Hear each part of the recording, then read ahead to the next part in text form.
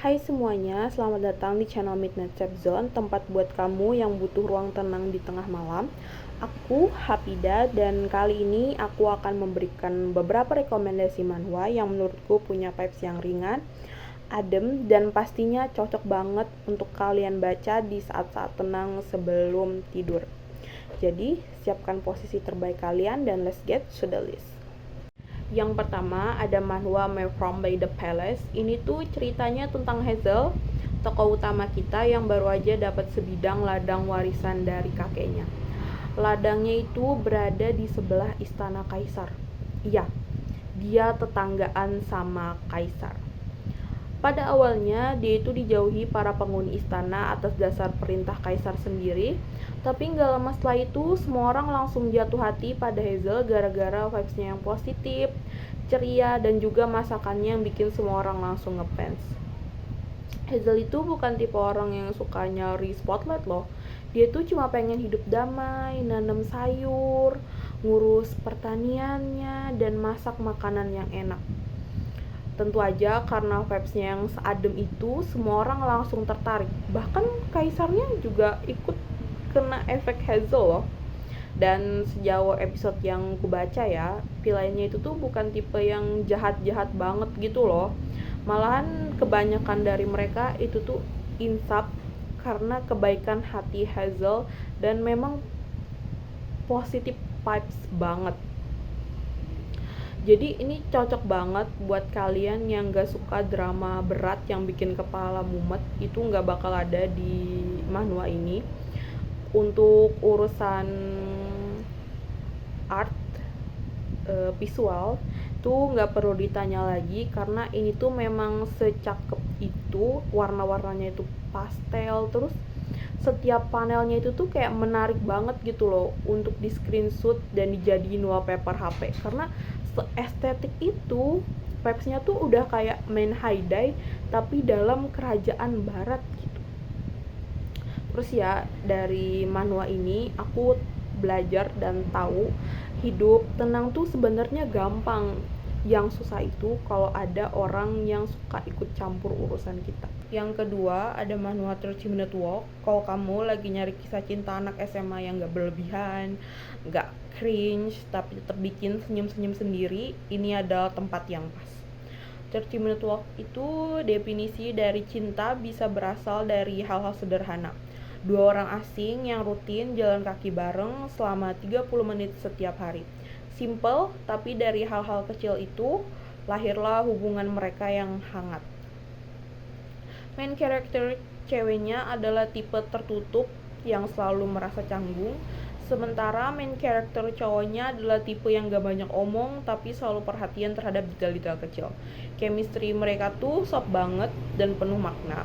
Kayak kamu lagi ngobrolin ringan sama seseorang di jalan, lalu tanpa sadar dia jadi tempat ternyaman kamu untuk cerita. Yang bikin manhwa ini spesial tuh alurnya, gak buru-buru tapi juga gak terlalu lambat. Di setiap chapter tuh pasti ada selalu progres tentang hubungan mereka. Ceritanya ngalir, ringan, tapi selalu ninggalin kesan. Visualnya juga cantik dan pas banget untuk nuansa ceritanya yang kalem. Panelnya adem, gak penuh hiasan, tapi justru itu yang bikin kita fokus ke perasaan dan percakapan mereka.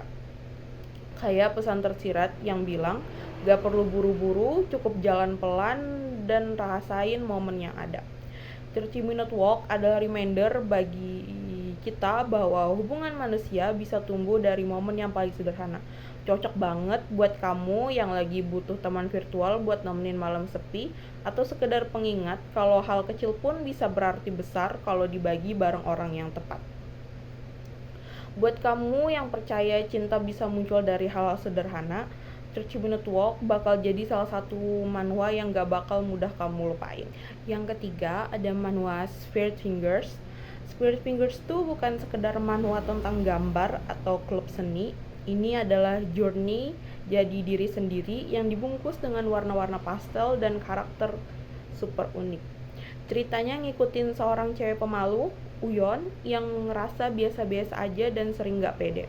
Sampai akhirnya dia ketemu sama geng random bernama Spirit Fingers klub seni yang isinya orang-orang dengan vibes agak kacau tapi tulus.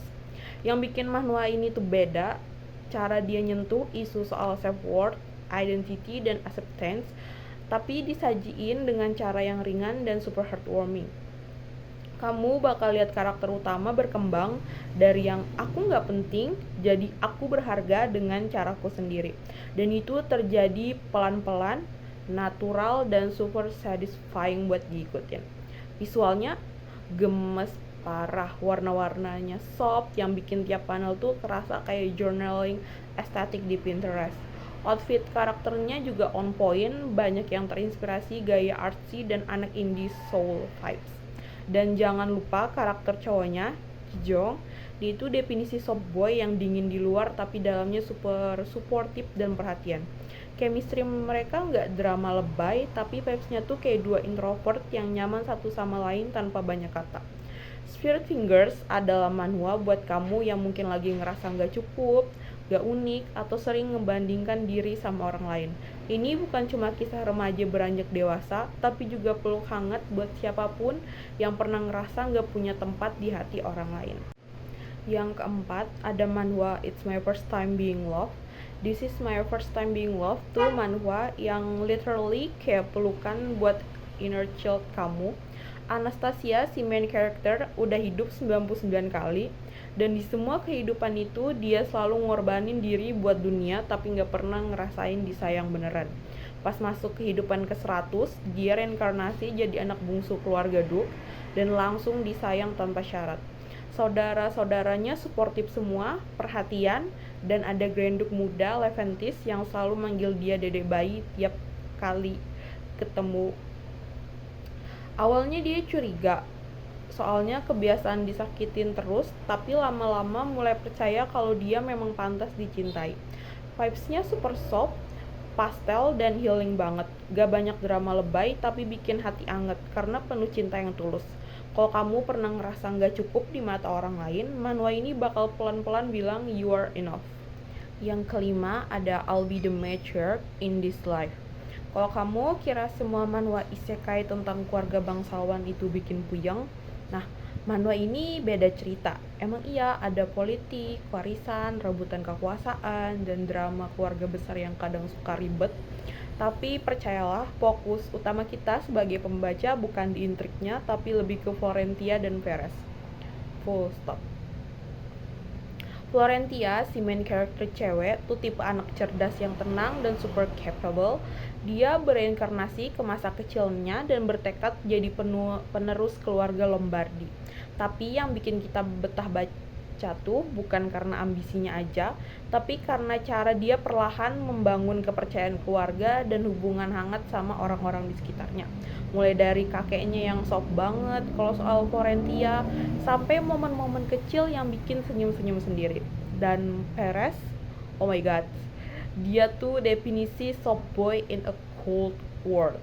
Dia dari awal tuh kelihatan dingin, penuh luka, dan dikucilkan, tapi pas bareng Florentia, dia berubah jadi versi dirinya yang paling lembut. Chemistry mereka tuh nggak lebay, tapi berasa banget. Kayak dua orang yang saling sembuhin satu sama lain tanpa drama berlebihan. Mereka tuh main character energi banget, bikin kita ngelewatin semua bagian politik demi lihat mereka tumbuh bareng. Secara visualnya juga cantik, tiap panel penuh warna-warna royal tapi tetap adem di mata. Outfit, latar, ekspresi, semuanya niat dan bikin kamu betah scroll.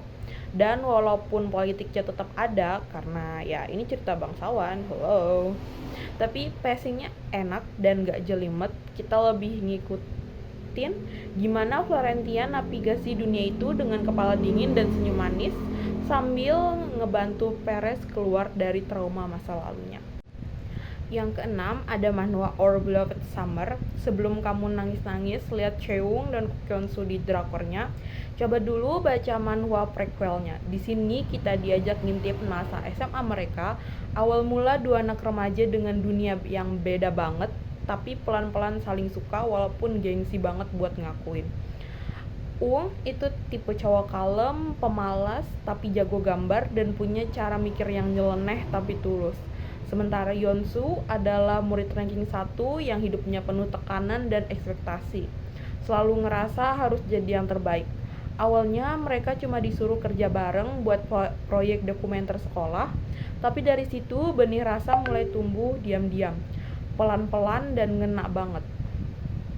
Yang bikin manhwa ini spesial bukan cuma karena kisah cinta SMA-nya, tapi karena semua rasanya real. Rasa sukanya nggak meledak-ledak tapi nyata. Kita diajak ngerasain momen-momen kecil yang bikin deg-degan, kayak tatapan curi-curi pandang ke Yeonsu, atau Yeonsu yang kesel tapi nggak ngerti kenapa tiap kali ngobrol sama cewek lain. Ini tipe slow burn yang satisfying, penuh vibes nostalgia dan unresolved feeling. Karakternya juga manusiawi banget, nggak ada tokoh jahat, cuma dua orang yang lagi belajar ngerti perasaan sendiri. Visualnya clean dan soft, panel-panelnya banyak ruang hening yang justru bikin kita ikut tenggelam di perasaan mereka. Buat kamu yang pernah suka sama seseorang tapi cuma bisa nyimpen sendiri, manhwa ini bakal nyentuh sisi itu banget. Yang ketujuh, ada manhwa I Think I've Been Posted Somewhere. Ceritanya tentang Elena, si main character yang tiba-tiba terbangun di dunia baru dan menemukan dirinya ada di tubuh karakter yang agak sedikit bermasalah. Gak cuma itu, dia juga sadar kalau dia gak cuma terjebak dalam dunia lain, tapi juga dalam kisah yang bukan sepenuhnya miliknya. Dunia ini penuh misteri dan tentu saja dengan berbagai plot twist yang bikin kamu mikir, hah? Ini ngapain jadi begini? Apa sih yang bikin manhwa ini seru? Pertama, Elena itu beda banget dari karakter isekai lainnya yang langsung jadi pahlawan super kuat. Dia lebih down to earth, ceplas-ceplos, dan punya banyak momen kebingungannya yang relatable banget. Gak takut bilang apa yang dia pikirin, bahkan kalau itu bikin malu. Dari awal kamu bakal ngerasa, kalau aku ada di posisinya, pasti bingung juga sih. Meski nggak langsung kuat atau tahu apa yang harus dilakukan, karakter Elena punya perjalanan yang menarik dan menyenangkan untuk diikuti. Kedua, hubungan antara Elena dan Klaus yang pertama kali muncul dengan sikap dingin dan penuh misteri.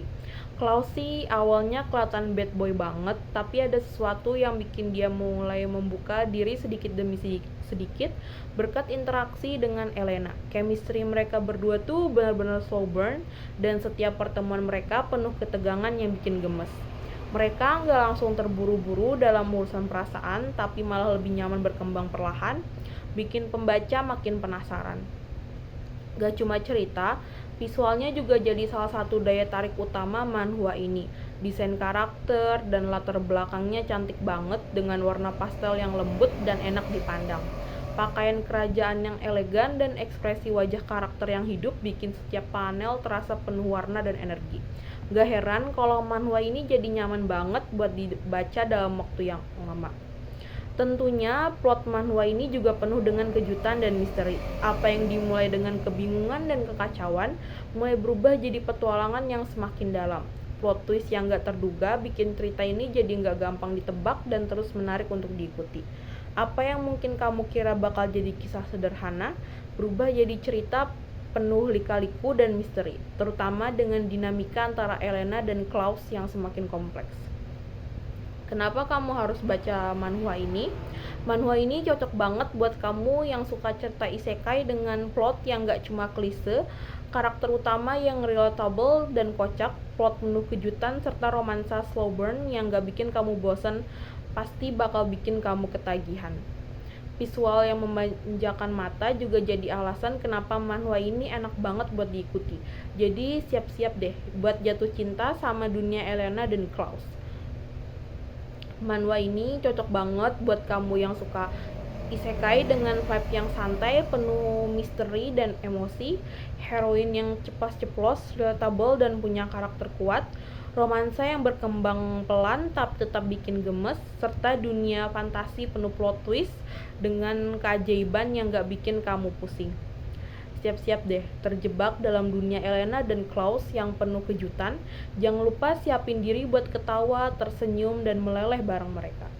Nah, itu dia beberapa manhwa yang menurutku cocok banget buat nemenin malam kamu.